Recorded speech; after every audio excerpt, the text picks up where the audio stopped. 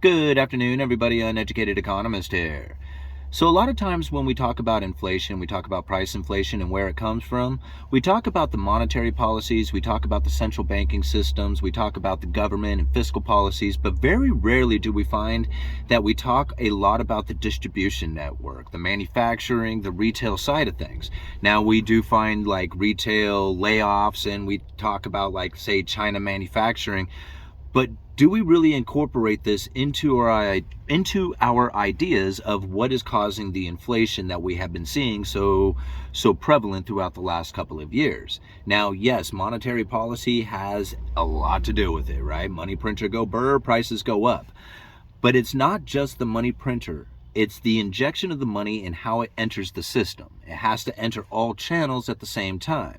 And this is what we had experienced during the pandemic, is that the stimulus packages handed people money that they could spend at will however they chose. And this is not what we had typically seen come from the Federal Reserve or from the economy when the Federal Reserve would do their money printing. So quantitative easing 1, 2, 3, and 4 didn't produce the inflation like a lot of people said it would. I thought it was going to produce hyperinflation back then. I mean, considering the amount of balance sheet expansion that had taken place during the time.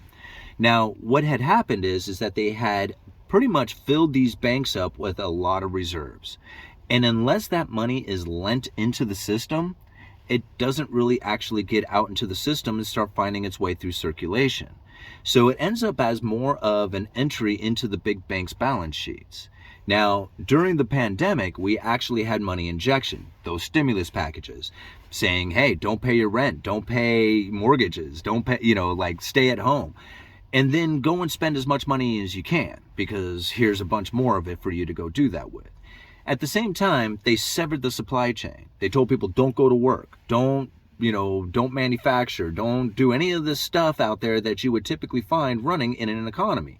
They severed the supply chain, they shut down the economy, but yet told people to keep spending money. So you have inventory and you have the amount of people buying, right, in manufacturing. So when the inventory falls because of all the buying that's taken place and the manufacturing is falling as well, replenishing that inventory is very difficult and supply falls. This is not like, this isn't really hard to understand. It's just the way it goes.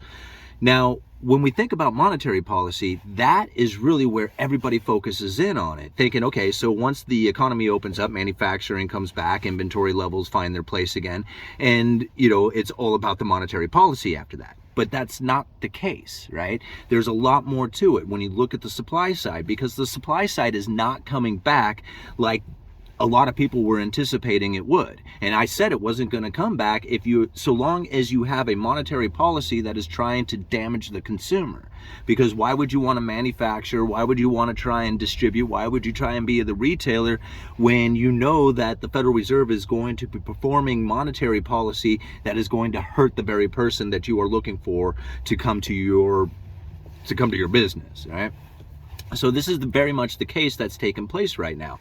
And take a look at the link that I leave down in the description for you guys. FreightWaves is a great online publication to find things that are taking place within the distribution network, within the supply side. Because if you look just at the monetary side, you're going to completely miss the entire supply side of things that is going to at some point bottom out and begin to pick back up again. Once that happens, then you're going to start seeing the Federal Reserve change their monetary policy tune around.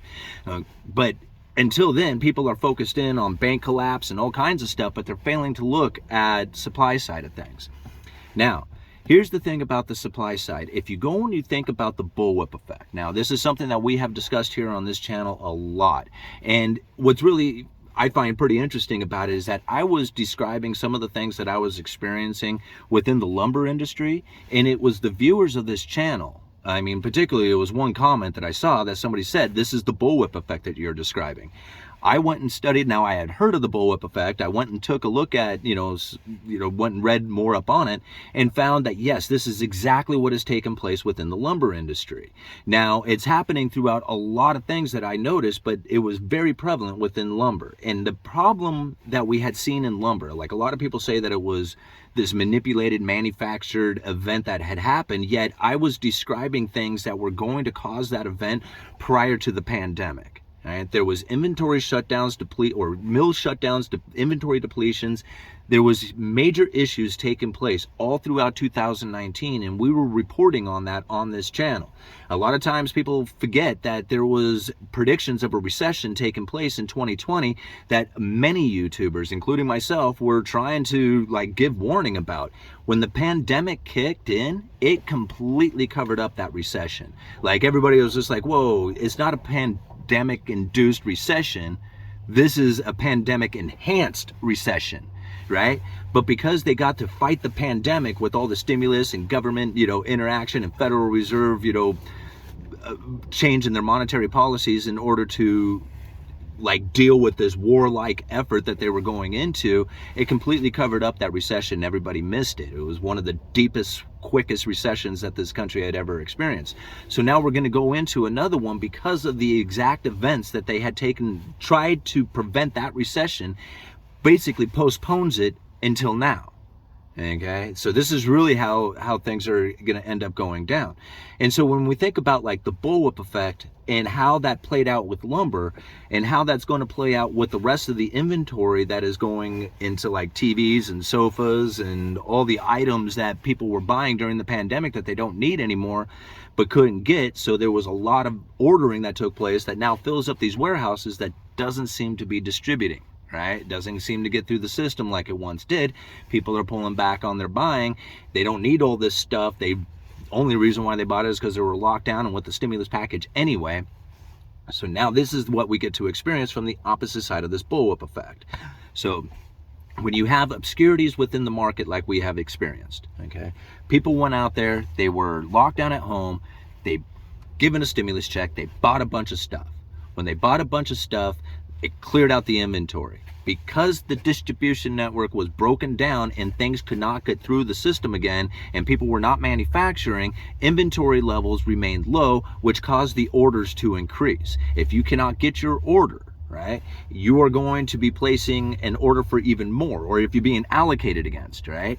So if you say you're going to get 3 months out before you get your stuff that you normally would get in 2 weeks, well, you're going to order a 3-month supply of it. You're going to do this huge order of it. If you are being allocated against, if you order 10 but you only get 3, you're going to order 30 so that you can get your 10. This over ordering is not understood throughout the distribution network. They do not know that this is panic buying that is happening here, right? They don't understand that people are under the impression that inflation will last forever, that the supply will never come back, and so they buy up as much as they can in causing a self-fulfilling prophecy within that inflation scenario. Now, when manufacturers see all this overwhelming consumer demand that's taken place, that really isn't overwhelming consumer demand. It was with the stimulus package and the clearing out of inventory and the lack of more coming in, and then the orders rise, which says, wow, look at all these orders that are here. But really, that's not true orders. It's panicking, right? That's what's happening right there. And so now what we find is these warehouses are completely loaded, right? Loaded up with stuff. And how's the easiest, fastest way to move that inventory?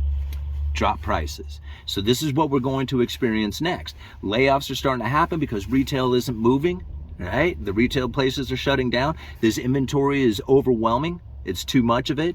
They're not expecting anything to happen for until the second half of the year. This is the bullwhip effect full out. And we're going to find how damaging it really is to a lot of sectors out there. I mean, everybody says, your inflation scenario is crap or whatever. It was just well, we're going to start seeing, the real effects of it coming.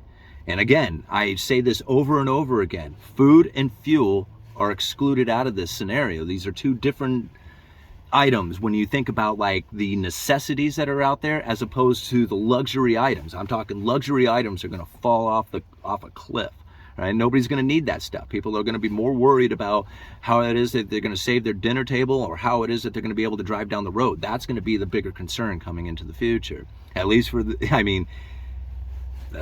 foreseeable future. I mean, I'm not giving it a timeline, but I wouldn't be real excited about the next year. That's for sure. All right, Uneducated Economist, you guys let me know.